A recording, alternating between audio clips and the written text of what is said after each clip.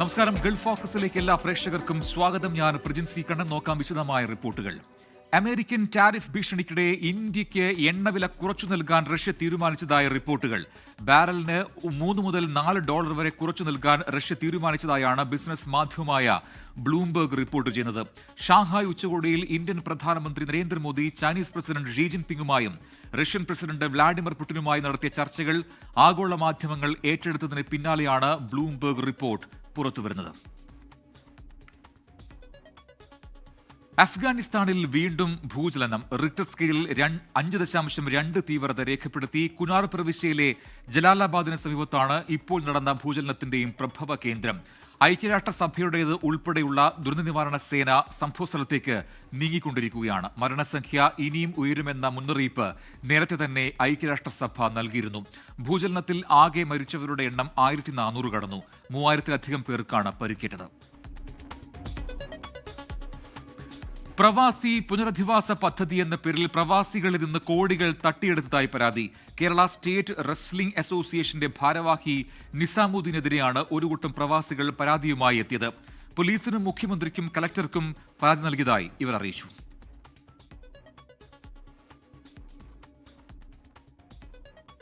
Global Kerala പ്രവാസി welfare അസോസിയേഷന്റെ സംസ്ഥാന സെക്രട്ടറിയും കേരള സ്റ്റേറ്റ് റെസ്ലിംഗ് അസോസിയേഷന്റെ ഭാരവാഹിയുമായ കണ്ണൂർ സ്വദേശി നിസാമുദ്ദീനെതിരെയാണ് പരാതിയുമായി പ്രവാസികൾ രംഗത്തെത്തിയിരിക്കുന്നത്. പ്രവാസി ലോകത്ത് കഷ്ടപ്പെടുന്ന പ്രവാസികൾക്കും നാട്ടിൽ തിരിച്ചെത്തുന്ന പ്രവാസികൾക്കും പുനരധിവാസം ഉറപ്പാക്കിക്കൊണ്ട് 2017 മുതലാണ് നിസാമുദ്ദീന്റെ നേതൃത്വത്തിൽ നിജാമി ഇന്റർനാഷണൽ പ്രൈവറ്റ് ലിമിറ്റഡിലേക്ക് നിക്ഷേപം സ്വീകരിച്ചത്. 110ഓളം വരുന്ന പാവപ്പെട്ട പ്രവാസികളിൽ നിന്ന് 3 കോടിയിലധികം രൂപ ഇത്തരത്തിൽ പിരിച്ചെടുത്തതായി പ്രവാസികൾ ആരോപിച്ചു. തുടർന്ന് ഇതിൽ 40 ലക്ഷത്തിൽ താഴെ നിക്ഷേപിച്ച് നിഫ്കോ എന്ന സ്ഥാപനം തുടങ്ങിയെങ്കിലും ഇതുവരെ നിക്ഷേപകർക്ക് ലാഭവിഹിതവും മുടക്കുമുതലും നൽകുന്നില്ല എന്ന് ഇവർ പറഞ്ഞു. മകളുടെ കല്യാണ ആവശ്യത്തിന് വേണ്ടിയിട്ട് സ്വർണം വാങ്ങാൻ വേണ്ടിയിട്ടൊക്കെ വെച്ച പൈസയായിരുന്നു. 2.5 ലക്ഷം രൂപ എന്ന് പറഞ്ഞാൽ അന്ന് ഒരു 10-12 പവൻ സ്വർണം വാങ്ങാനുള്ള പൈസയാണ് കൊടുത്തിരിക്കുന്നത്. അത് 2017 ഫസ്റ്റിലാണ് കൊടുത്തിരിക്കുന്നത്. ഈ 8 വർഷം കഴിഞ്ഞു. ഇതുവരെയായിട്ടും ഇപ്പോൾ സ്വർണത്തിന് 75,000 രൂപയായി ഒരു പവൻ സ്വർണത്തിന്. അപ്പോൾ എന്നോട് പറഞ്ഞിരിക്കുന്ന ഒരു വർഷം കഴിയുമ്പോൾ നിങ്ങൾക്ക് വേണമെങ്കിൽ പിൻവലിക്കാം എന്ന് പറഞ്ഞിട്ടാണ് ഞാൻ കൊടുത്തത്. ആ ഒരു ഉറപ്പിൽ അങ്ങനെ പറഞ്ഞത് കാരണമാണ് ഞാൻ അതിലൊരു ഇൻവെസ്റ്റ്മെന്റ് ചെയ്തത്. ഇത്രയും കാലമായിട്ട് ലാഭവും ഇല്ല, മുതലുമില്ല. ഇപ്പോഴും ലക്ഷങ്ങൾ കമ്പനിയുടെ പേരിൽ പിരിക്കുന്നതായും ഇവർ ആരോപിക്കുന്നുണ്ട്. ഇപ്പോഴും പല ആളുകളിൽ നിന്നും കമ്പനി ഈ MD നിസാമുദ്ദീൻ്റെതാണെന്ന് പറഞ്ഞുകൊണ്ട് അദ്ദേഹം 45 ലക്ഷവും 25 ലക്ഷവും 10 ലക്ഷവും ഒക്കെ പലരും ഇപ്പോഴും വാങ്ങിക്കൊണ്ടിരിക്കുകയാണ് അദ്ദേഹം. വിഷയത്തിൽ കണ്ണൂർ SP-ക്കും മുഖ്യമന്ത്രിക്കും കലക്ടർക്കും പരാതി നൽകിയതായും നടപടി സ്വീകരിക്കുമെന്നാണ് പ്രതീക്ഷ എന്നും ഇവർ പറഞ്ഞു. 24 ദുബായ്. ഒമാനിൽ 40-ലധികം തൊഴിൽ മേഖലകളിൽ പ്രൊഫഷണൽ ലൈസൻസിംഗ് നിർബന്ധമാക്കി തൊഴിൽ മന്ത്രാലയം.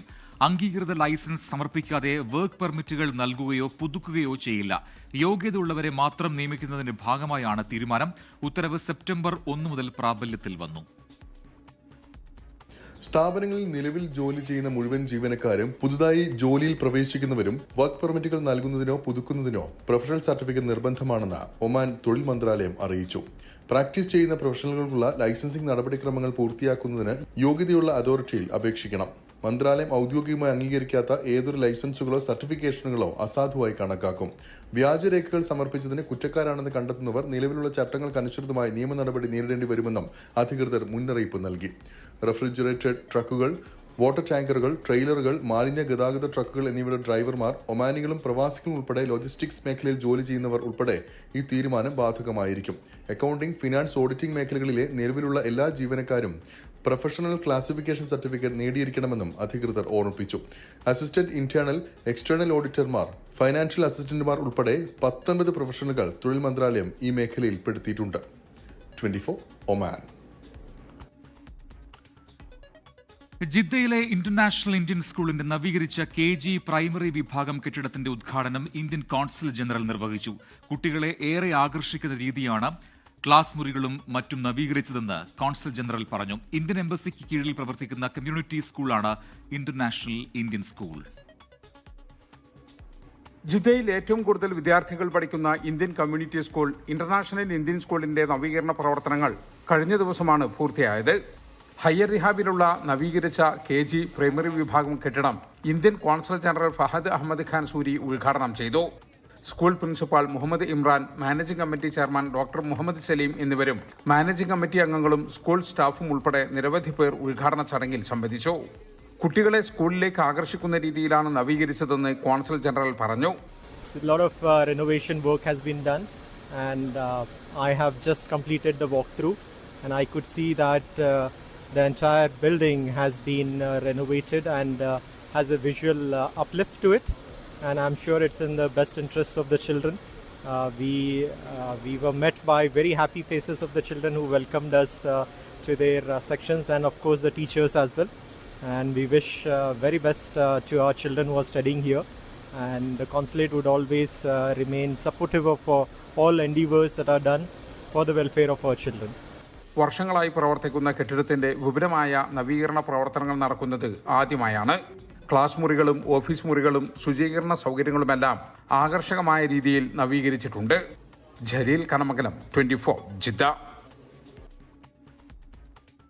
ബഹ്റൈനിൽ അനധികൃത തൊഴിലാളികളെ കണ്ടെത്തുന്നതിനുള്ള പരിശോധന ശക്തമാക്കി ELMR. നിയമലംഘനം നടത്തിയ 92 പ്രവാസികളെ നാടുകടത്തി. ബഹ്റൈനിലെ താമസ തൊഴിൽ നിയമലംഘനങ്ങൾ കണ്ടെത്തുന്നതിന് കഴിഞ്ഞ ആഴ്ച ലേബർ ഇൻസ്പെക്ടേഴ്സ് 1317 പരിശോധനാ ക്യാമ്പയിനുകളും സന്ദർശനങ്ങളും നടത്തി. രേഖകളില്ലാത്ത പ്രവാസി തൊഴിലാളികൾക്കും അനധികൃത താമസക്കാർക്കുമെതിരെ അധികൃതർ നടപടികൾ സ്വീകരിച്ചു. ഓഗസ്റ്റ് 24-നും 30-നും ഇടയിൽ നടന്ന റെയ്ഡുകളിൽ 9 ക്രമരഹിത തൊഴിലാളികളെ തിരിച്ചറിയുകയും വ്യത്യസ്ത രാജ്യക്കാരായ 92 പ്രവാസികളെ രാജ്യത്ത് നിന്ന് നാടുകടത്തുകയും ചെയ്തു. മറ്റു വാർത്തകളിലേക്ക്. തദ്ദേശ തെരഞ്ഞെടുപ്പിനുള്ള അന്തിമ വോട്ടർ പട്ടികയായി 2,83,00,000 പേരാണ് അന്തിമ പട്ടികയിൽ ഉള്ളത്. 1.33 കോടി പുരുഷ വോട്ടേഴ്സും 1.49 കോടി സ്ത്രീ വോട്ടേഴ്സുമാണുള്ളത്. 276 ട്രാൻസ്ജെൻഡർ വോട്ടേഴ്സും 2087 പ്രവാസി വോട്ടേഴ്സും പട്ടികയിലുണ്ട്.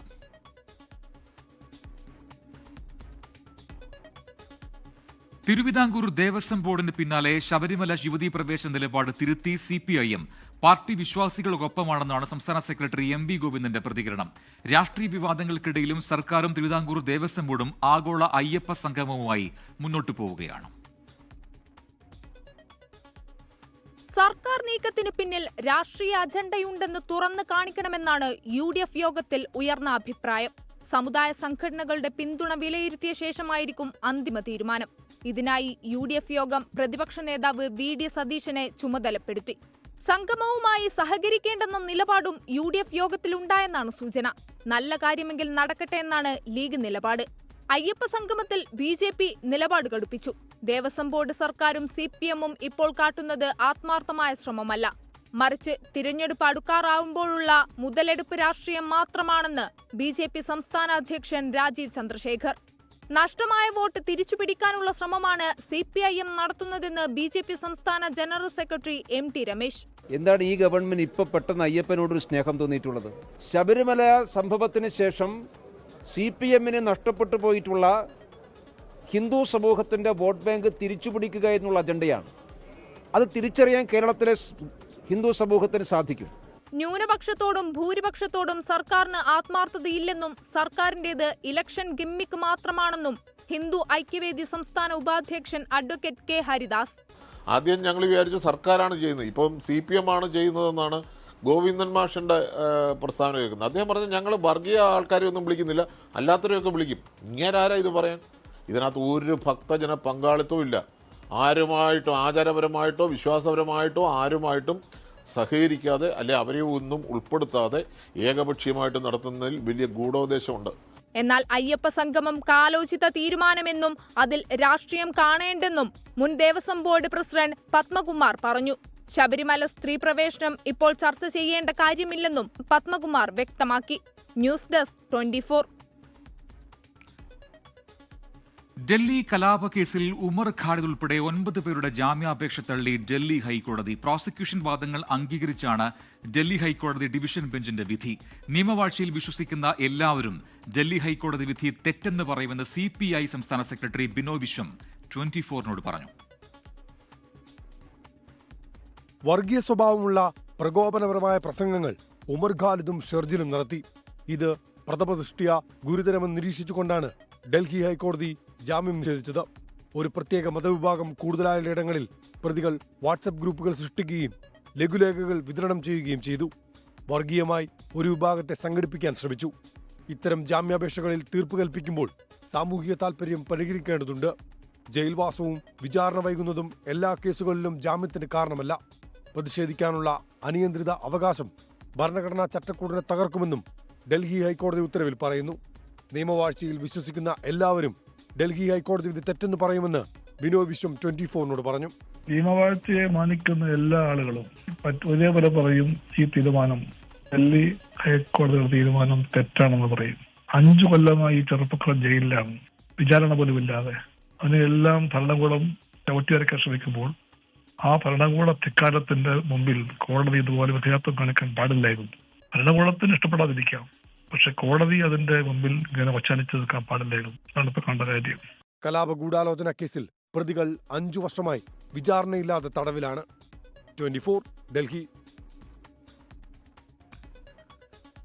രാഷ്ട്രപതിയുടെ റഫറൻസിൽ നിർണായക നിരീക്ഷണവുമായി സുപ്രീം കോടതി. ബില്ലുകളിൽ ഒപ്പുവയ്ക്കാൻ രാഷ്ട്രപതിക്കും ഗവർണർക്കും സമയപരിധി നിശ്ചയിക്കാൻ കഴിയില്ലെന്ന് സുപ്രീം കോടതിയുടെ വാക്കാൽ നിരീക്ഷണമുണ്ടായി. കാലതാമസം നേരിടുന്ന കേസുകളുണ്ട്. അത്തരം സംഭവങ്ങളിൽ കോടതിയെ സമീപിക്കാമെന്നും കോടതി നിരീക്ഷിച്ചു. രാഷ്ട്രപതി റഫറൻസിലെ വാദം കേൾക്കലിന്റെ 6ാം ദിവസത്തിലാണ് സുപ്രീം കോടതി ഭരണഘടനാ ബെഞ്ചിന്റെ സുപ്രധാന നിരീക്ഷണം. ബില്ലുകൾ തടഞ്ഞുവെക്കുന്ന ചില സംഭവങ്ങളുടെ പേരിൽ ഗവർണർക്കും രാഷ്ട്രപതിക്കും സമയപരിധി നിശ്ചയിക്കാനാകില്ലെന്ന് സുപ്രീം കോടതി ഭരണഘടനാ ബെഞ്ച് വാക്കാൽ നിരീക്ഷിച്ചു. ബില്ലുകളിൽ കാലതാമസം നേരിടുന്ന കേസുകളുണ്ടെങ്കിൽ അവർക്ക് സുപ്രീം കോടതിയെ സമീപിക്കാം. ഒരു പ്രത്യേക സമയപരിധിക്കുള്ളിൽ തീരുമാനമെടുക്കാൻ കോടതിക്ക് നിർദ്ദേശിക്കാം. എന്നാൽ ഇതിനർത്ഥം സമയപരിധി നിശ്ചയിക്കലല്ലെന്നും കോടതി നിരീക്ഷിച്ചു. സമയപരിധി തീരുമാനിക്കുന്നത് കോടതി ഭരണഘടന ഭേദഗതി ചെയ്യുന്നതിന് തുല്യമെന്ന് ജസ്റ്റിസ് വിക്രംനാഥ് വാക്കാൽ പറഞ്ഞു. ഗവർണറും രാഷ്ട്രപതിയും സമയപരിധി പാലിക്കാത്തതിന്റെ അനന്തരഫലങ്ങളെക്കുറിച്ചും സുപ്രീം കോടതിയുടെ ഭരണഘടനാ ബെഞ്ച് ആശങ്ക അറിയിച്ചു. ഗവർണർമാർ ബില്ലുകൾ തടഞ്ഞുവെക്കുന്ന സംഭവങ്ങൾ ആവർത്തിക്കാതിരിക്കാൻ സമയപരിധി വേണമെന്നായിരുന്നു റഫറൻസിനെ എതിർത്തുള്ള വാദം. 24 ഡൽഹി. ഡിജിറ്റൽ സാങ്കേതിക സർവകലാശാല VC നിയമനത്തിൽ നിന്ന് മുഖ്യമന്ത്രിയെ മാറ്റണമെന്നാവശ്യപ്പെട്ട് ഗവർണർ സുപ്രീം കോടതിയിൽ. UGC ചട്ടപ്രകാരം VC നിയമനത്തിൽ മുഖ്യമന്ത്രിക്ക് പങ്കില്ലെന്നും ഗവർണർ ചൂണ്ടിക്കാട്ടി. ഗവർണറുടെ നീക്കം ജനാധിപത്യ മര്യാദ ലംഘിക്കുന്നതെന്ന് ഉന്നത വിദ്യാഭ്യാസ മന്ത്രി ഡോക്ടർ ആർ ബിന്ദു പറഞ്ഞു. ഡിജിറ്റൽ സാങ്കേതിക സർവകലാശാല വൈസ് ചാൻസലർ നിയമനത്തിൽ മുഖ്യമന്ത്രിയുടെ പങ്കാളിത്തം ഉറപ്പാക്കിയ ഉത്തരവിൽ ഭേദഗതി ആവശ്യപ്പെട്ടാണ് ഗവർണർ സുപ്രീം കോടതിയെ സമീപിച്ചത്. ഭരണത്തലവനെന്ന നിലയിൽ കോളേജുകളുടെ ഭരണത്തിൽ മുഖ്യമന്ത്രിക്ക് ഇടപെടാമെങ്കിലും VC നിയമനത്തിൽ ഒരു പങ്കുമില്ലെന്ന് ഗവർണർ ഹർജിയിൽ ഉന്നയിച്ചു. ബംഗാളിലെ VC നിയമന മോഡലിൽ സെർച്ച് കമ്മിറ്റി പാനൽ മുഖ്യമന്ത്രിക്കാണ് സമർപ്പിക്കുക. ഇതേ മാതൃകയിലാണ് കേരളത്തിലെ സെർച്ച് കമ്മിറ്റി നടപടികൾ കോടതി നിശ്ചയിച്ചത്. UGC ചട്ടപ്രകാരം മുഖ്യമന്ത്രിക്കോ മന്ത്രിമാർക്കോ VC നിയമനത്തിൽ ഇടപെടാൻ ആകില്ലെന്നും ഗവർണർ ഹർജിയിൽ ആരോപിച്ചു. അതിനാൽ പാനൽ മുഖ്യമന്ത്രിക്ക് നൽകണമെന്ന നിർദ്ദേശം പിൻവലിക്കണമെന്നും സെർച്ച് കമ്മിറ്റി തലവൻ റിട്ടയർഡ് ജസ്റ്റിസ് സുധാൻഷു ധൂലിയെ തയ്യാറാക്കുന്ന പാനൽ തനിക്ക് നേരിട്ട് കൈമാറണമെന്നും ഗവർണർ ഹർജിയിലൂടെ ആവശ്യപ്പെട്ടു. ഗവർണർ അപ്പീൽ പോയത് ഖേദകരമെന്ന് ഉന്നത വിദ്യാഭ്യാസ മന്ത്രി ആർ ബിന്ദു. സംസ്ഥാനത്ത് നിലനിന്നു പോന്നിരുന്ന ഒരു ജനാധിപത്യ മര്യാദകളെയൊക്കെ ലംഘിക്കുന്ന രീതികളാണ് സമീപകാലത്ത് ബഹുമാനപ്പെട്ട ചാൻസലർമാരുടെ ഭാഗത്തുനിന്ന് കണ്ടുവരുന്നത്. അത് വളരെ കഷ്ടമാണ്. നമ്മുടെ സർവകലാശാലകളുടെ അക്കാദമിക് ഗുണനിലവാരം വർദ്ധിപ്പിക്കുന്ന കാര്യത്തിൽ കൈകോർത്ത് പിടിച്ച് മുന്നോട്ട് പോകുന്നതിന് പകരം കാലുഷ്യങ്ങൾ സൃഷ്ടിക്കുന്ന നടപടികളിൽ നിന്ന് ഏവരും പിന്തിരിയേണ്ടതാണ് എന്നാണ് പറയാനുള്ളത്. സെർച്ച് കമ്മിറ്റിയിൽ UGC പ്രതിനിധിയെ ഉൾപ്പെടുത്തണമെന്നും ഗവർണർ ആവശ്യപ്പെട്ടിട്ടുണ്ട്. VC നിയമന കേസിൽ കക്ഷി ചേരാൻ UGCയും സുപ്രീം കോടതിയിൽ അപേക്ഷ നൽകി. ആർ അച്യുതൻ, 24 ഡൽഹി. കേരള സർവകലാശാല രജിസ്ട്രാർ ഇൻചാർജ് സ്ഥാനത്ത് നിന്ന് മിനി കാപ്പനെ മാറ്റി സിൻഡിക്കേറ്റ് യോഗം. ഇടത് സിൻഡിക്കേറ്റ് അംഗങ്ങളുടെ ആവശ്യം യോഗം അംഗീകരിച്ചു. ഡോക്ടർ KS അനിൽകുമാറിന്റെ ഹർജിയിൽ കോടതി വിധി പറയുന്നതുവരെ Karyavattom campus joint registrar doctor R രശ്മിക്ക് രജിസ്ട്രാറിന്റെ ചുമതല നൽകി. മുൻ രജിസ്ട്രാർ ഡോക്ടർ പ്രവീണിന് പുനർനിയമനം നൽകാൻ സാങ്കേതിക സർവകലാശാല സിൻഡിക്കേറ്റ് യോഗം തീരുമാനിച്ചു. രജിസ്ട്രാർ കസേരയിലിരിക്കുന്ന മിനി കാപ്പൻ ആരാണെന്ന് ചോദ്യം ഉന്നയിച്ചുകൊണ്ട് സിൻഡിക്കേറ്റ് യോഗത്തിന്റെ തുടക്കത്തിൽ തന്നെ ഇടതംഗങ്ങൾ പ്രതിഷേധിച്ചു. ഡോക്ടർ KS അനിൽകുമാറിന് പകരം ചുമതല നൽകിയ രജിസ്ട്രാറാണെന്ന് VC മോഹനൻ കുന്നുമൽ യോഗത്തിൽ റിപ്പോർട്ട് ചെയ്തു. ഇതോടെ പ്രതിഷേധം കടുത്തു. രജിസ്ട്രാർ നിയമനം സിൻഡിക്കേറ്റിന്റെ അധികാരമാണെന്നും VCയുടെ നടപടി ചട്ടവിരുദ്ധമെന്നും ഇടതംഗങ്ങൾ വാദിച്ചു. ഒടുവിൽ ഭൂരിപക്ഷാംഗങ്ങളുടെ ആവശ്യത്തിന് വഴങ്ങിയ VC മിനി കാപ്പനെ സ്ഥാനത്ത് നിന്ന് മാറ്റാൻ തയ്യാറായി. ഇന്നത്തെ യോഗശേഷം മിനി കാപ്പൻ രജിസ്ട്രാർ ചുമതല ഒഴിയും. ഡോക്ടർ KS അനിൽകുമാർ ഹൈക്കോടതിയിൽ നൽകിയ ഹർജിയിൽ വിധി വരുന്നതുവരെ R രശ്മിയായിരിക്കും കേരള സർവകലാശാല രജിസ്ട്രാർ.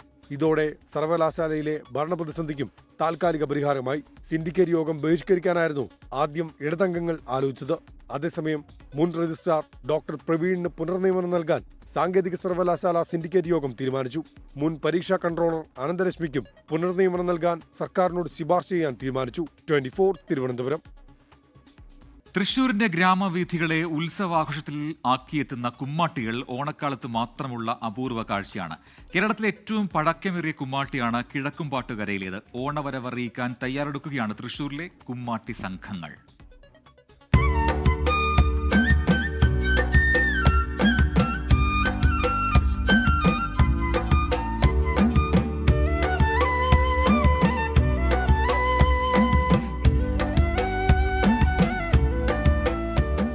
ശരീരത്തിൽ പർപ്പടകപ്പുല്ല് വച്ച് കെട്ടി പൊയ്മുഖമണിഞ്ഞ വാദ്യമേളങ്ങളുടെ അകമ്പടിയോടെ കുമ്മാട്ടികൾ. ഓണത്തപ്പൻ അകമ്പടി പോകാൻ ശിവനയക്കുന്ന ഭൂതഗണങ്ങളാണ് കുമ്മാട്ടികളെന്നാണ് സങ്കല്പം. ഗണപതി, സുഗ്രീവൻ, ബാലി, തള്ള, കാട്ടാളൻ, വേടൻ തുടങ്ങിയ രൂപങ്ങളാണ് കുമ്മാട്ടികൾക്ക്.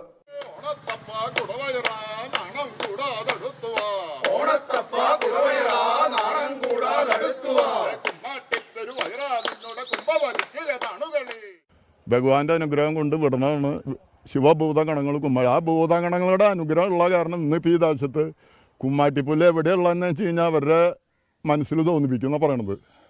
അവിടെ പുല്ല് കൊണ്ട് വന്നിട്ട് ഇനി കിഴക്കുംപാട്ടുകര കുമ്മാട്ടി കളിക്കുള്ളൂ. കിഴക്കുംപാട്ടുകര, പനമുക്ക്, വിയൂർ, കുറ്റുമുക്ക് തുടങ്ങി 50ഓളം കുമ്മാട്ടി സംഘങ്ങൾ നഗരത്തിൽ തന്നെയുണ്ട്. എന്നാൽ പഴമ കൈവിടാൻ കിഴക്കുംപാട്ടുകര തെല്ലും തയ്യാറല്ല. പരശുരാമനും പാർവതി ദേവിയും അവരെ ഭൂതഗണങ്ങളായ നന്ദി, നന്ദീശൻ അങ്ങനെയുള്ള ഭൂതഗണങ്ങളാണ് നമ്മുടെ എല്ലാം വീട്ടിലേക്ക് കുമ്മാട്ടിയായിട്ട് വരുന്നത്. അതാണ് പിന്നീട് ഞങ്ങളുടെയൊക്കെ ഈ ദേശത്ത് കുമ്മാട്ടിക്കളിയായിട്ട് രൂപപ്പെട്ടത് എന്നാണ് പറയുന്നത്.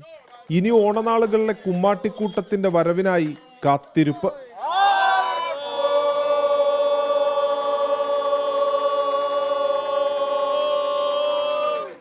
ക്യാമറാമാൻ ബിനേഷ് ബാബുരാജിനൊപ്പം സൂരജ് സജി, 24. ഓണക്കാലമായതോടെ നഗര ഗ്രാമ വ്യത്യാസമില്ലാതെ വടംവലി മത്സരങ്ങളും സജീവമാണ്. വടമുണ്ടാക്കുന്നവരുടെ നല്ല കാലം കൂടിയാണ് ഓണക്കാലം. മത്സരങ്ങൾക്കായി വടം നിർമ്മിക്കുന്ന കോഴിക്കോട് കക്കോടി ഗ്രാമത്തിന്റെ വിശേഷങ്ങളിലേക്കാണ് ഇനി.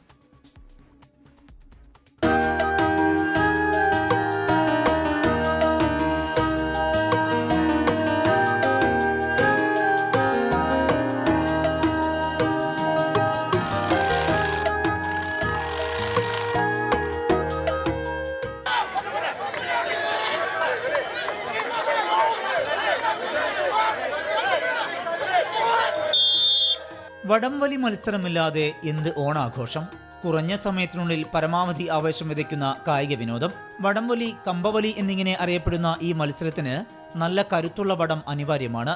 കക്കോടി ചെറുകുളത്ത് പരമ്പരാഗതമായി മത്സരങ്ങൾക്കുള്ള വടം നിർമ്മിക്കുകയാണ് തെക്കയിൽ രമേശനും സഹപ്രവർത്തകരും.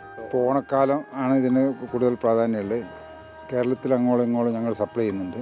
ചെറിയ കയറുകൾ തിരിച്ച് വലിയ വടമാക്കി മാറ്റുന്നതിന് വൈദഗ്ധ്യവും ഏറെ നേരത്തെ പരിശ്രമവും വേണം. ചൂടി റാട്ടിലിട്ട് തിരിച്ചു മുറുക്കി കമ്പക്കയറാക്കി മാറ്റുന്ന കാഴ്ചയും ആകർഷകമാണ്.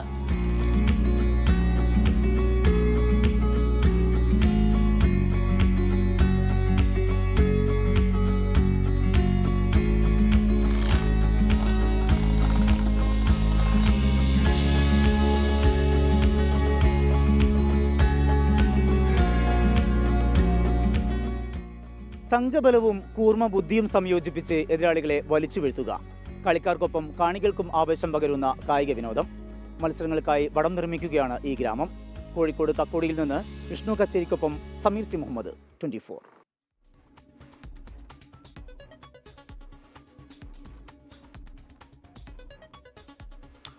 ഒമാനിലെ തൃശൂർ നിവാസികളുടെ കൂട്ടായ്മ തൃശൂർ അസോസിയേഷൻ മസ്കറ്റ് നിലവിൽ വന്നതായി ഭാരവാഹികൾ വാർത്താസമ്മേളനത്തിൽ അറിയിച്ചു. ആരോഗ്യപാലനം, വിദ്യാഭ്യാസം, കലാസാംസ്കാരിക പ്രവർത്തനങ്ങൾ, എങ്ങനെ നല്ല രക്ഷിതാക്കളാകാം, നിയമബോധവൽക്കരണ ക്ലാസുകൾ, മറ്റ് സന്നദ്ധ പ്രവർത്തനങ്ങൾ തുടങ്ങിയ മേഖലകളിൽ ശ്രദ്ധ കേന്ദ്രീകരിക്കുമെന്ന് ഭാരവാഹികൾ പറഞ്ഞു. തൃശൂർ അസോസിയേഷൻ മസ്കറ്റിന്റെ സേവന പ്രവർത്തനങ്ങളുടെ ആദ്യ ഭാഗമായി സെപ്റ്റംബർ 19-ന് ബൌഷർ ബ്ലഡ് ബാങ്കുമായി സഹകരിച്ച് രക്തദാന ക്യാമ്പ് സംഘടിപ്പിക്കും. സ്ത്രീ ശാക്തീകരണ ശില്പശാല, പരിശീലനങ്ങൾ, ക്ലാസുകൾ, യോഗ്യതകൾ അടിസ്ഥാനമാക്കി ജോലി സാധ്യതകൾ കണ്ടെത്തി മാർഗനിർദ്ദേശങ്ങൾ, ബിസിനസ് സാധ്യതകൾ എന്നിവയ്ക്കായി ഒറ്റക്കെട്ടായി പ്രവർത്തിക്കും. ജാതി, മത, വർഗ, രാഷ്ട്രീയ വ്യത്യാസങ്ങൾക്ക് അതീതമായി ഐക്യവും സഹകരണത്തിനുമുള്ള പ്രവർത്തനങ്ങൾക്കായി സംഘടന മുന്നോട്ടു പോകുമെന്നും ഭാരവാഹികൾ അറിയിച്ചു. ഓസ്ട്രേലിയയിലെ മെൽബണിൽ സെയിന്റ് ഗ്രിഗോറിയോസ് ഇന്ത്യൻ ഓർത്തഡോക്സ് പള്ളിയിൽ ഇക്കരെ ഒരു ഓണം എന്ന പേരിൽ ഓണാഘോഷം സംഘടിപ്പിച്ചു.